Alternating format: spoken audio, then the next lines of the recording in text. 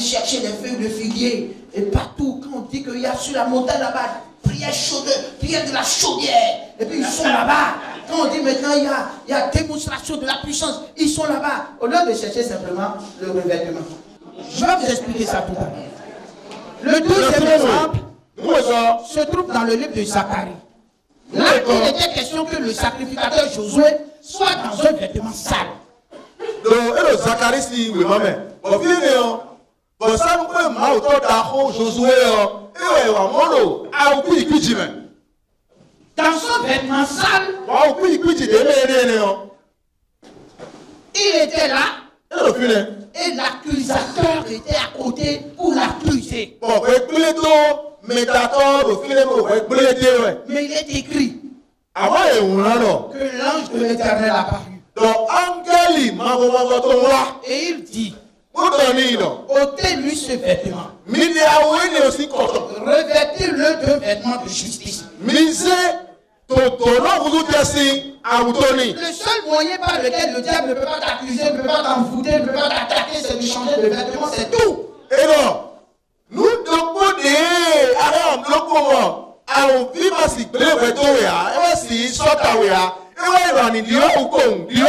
si tu tombes malade régulièrement, si tu entreprends quelque chose avec échec de façon répétée, si tu fais des cauchemars la nuit, tu vois des bœufs, des chiens, des cochons te poursuivre,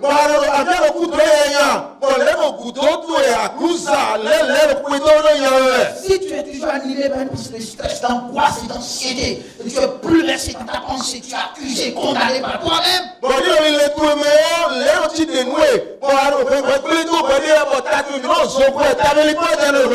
tu n'as pas besoin de prière. Tu as besoin de changer de vêtements. Changement de vêtements, c'est changement de position, de nature, de caractère, d'identité.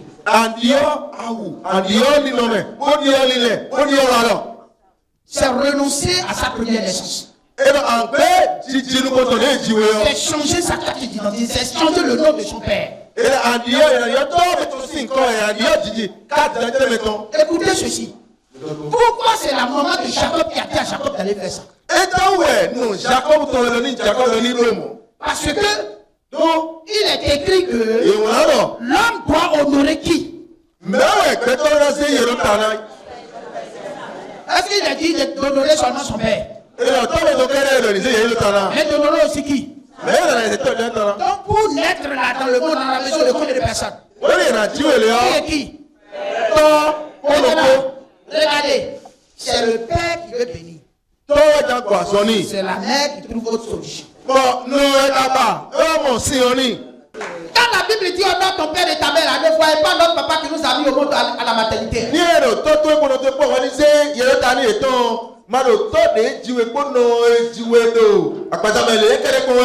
quelqu'un apprend à écouter sa mère, il vivra longtemps.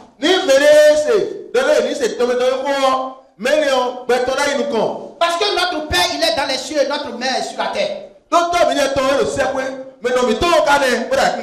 Celui qui écoute sa mère, là, il a le droit de son père. Et la Bible dit, celui qui écoute les instructions de ce livre-là, il aura une longue vie, il aura la vie éternelle.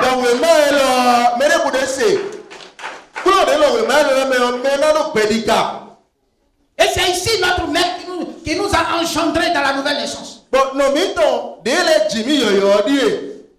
Pour que nous puissions appartenir à notre Père. Bon, mais dans Et entrer dans le pouvoir de notre Père.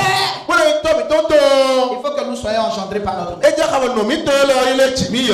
Et c'est pour ça qu'il dit honore ton père et honore ta mère. Il n'est pas question qu'on aille honorer notre maman qui nous a enfantés à l'hôpital. D'ailleurs, elle-même elle est en train de se chercher. Elle-même là. Elle a des problèmes.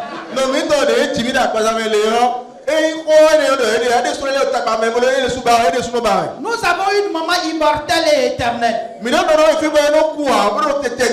C'est ça. Les saintes écritures. Ce sont elles qui rendent témoignage de la parole de Dieu. Et celui qui honore les écritures, il rentre directement dans les couloirs de Dieu. C'est pour ça que Jacob a écouté sa mère. C'est mystérieux, c'est spirituel. Il est important pour nous de comprendre ces choses-là. Parce que Jésus a dit à ses disciples, quand je parle en parabole là, vous dites que vous ne comprenez pas vous aussi? Alors que c'est à vous qu'il a été donné de comprendre les mystères du royaume de Dieu. Les choses sont codées dans les Écritures. Mais c'est à vous qu'il a été donné de comprendre les choses même codées là.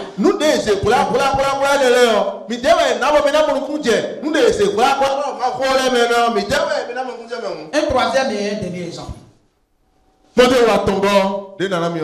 Jésus même a donné une parabole selon laquelle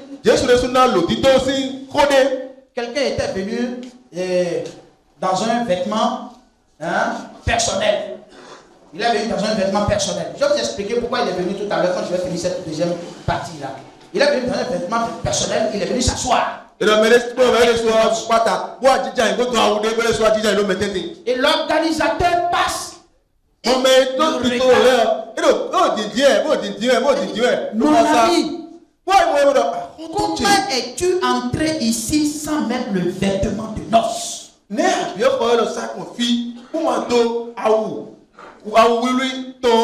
Je vous dis une vérité ce matin. Personne parmi les humains ne coûtera le ciel s'il ne comprend comment changer de vêtement.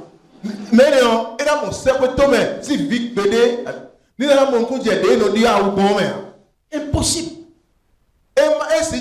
Parce que c'est de ça que je vais vous parler tout à l'heure. Comment rentrer dans le royaume de Dieu? Il y a un vêtement qui est disponible. Si tu n'as jamais entendu parler de changement de vêtement, tu ne pourras pas changer de vêtement. Parce que c'est spirituel. Jésus lui a dit, mais comment toi tu es rentré dans la vie chrétienne? Comment tu es ta façon d'être chrétien? Je ne comprends pas. On a dit, il y a fête ici. Quand on vient ici, on est guéri. Quand on vient ici, on est béni. On est prospère. C'est ce qu'on m'a dit et je suis rentré dans la vie chrétienne. Et dit, toi, ta façon de rentrer dans la vie chrétienne, là, ça ne peut pas t'amener au ciel. Attrapez-le, liez-le, pour que son problème soit plus grave que son ancien problème.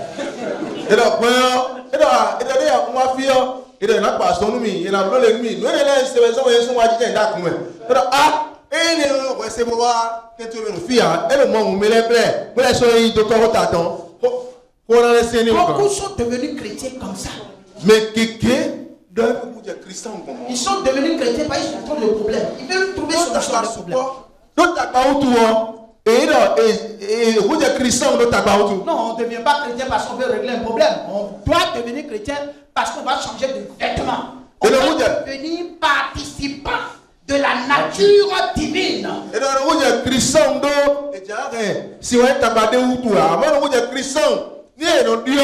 C'est cette réconciliation qui permet à Dieu de nous reconnaître comme son enfant. Ce n'est pas le fait d'aller à l'église.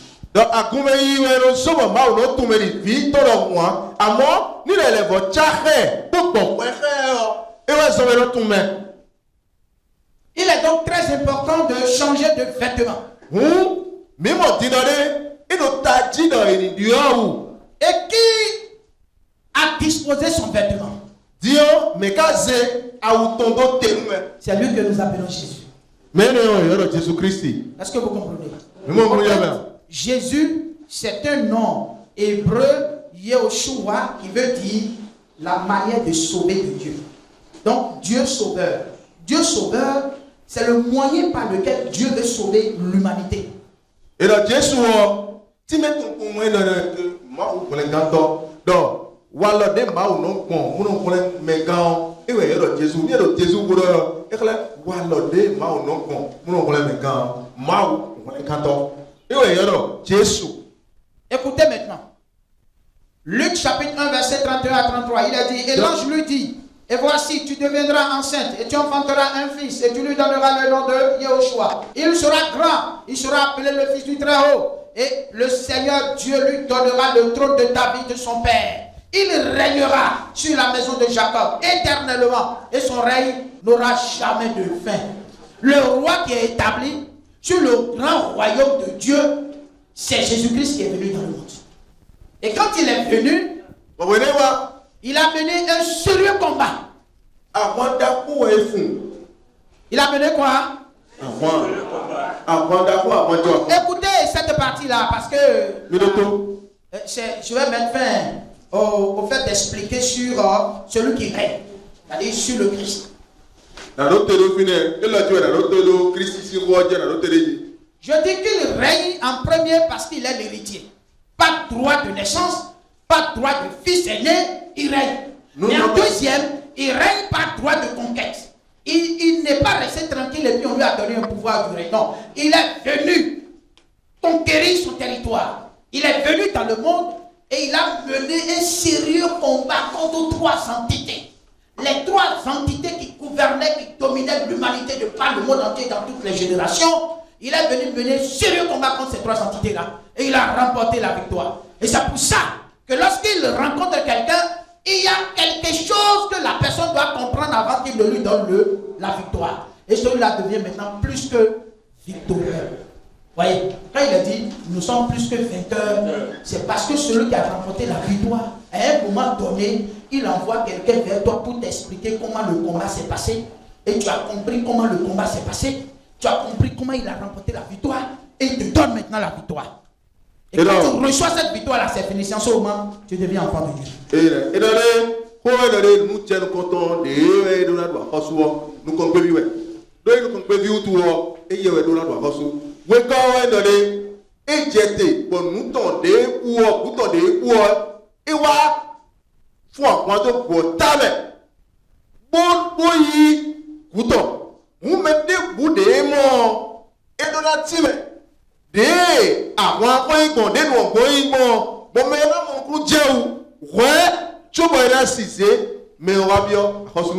si quelqu'un n'a pas compris ça, et malgré ça, il est rentré dans le monde chrétien, dans la vie chrétienne,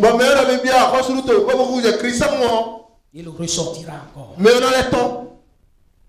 Il ressortira.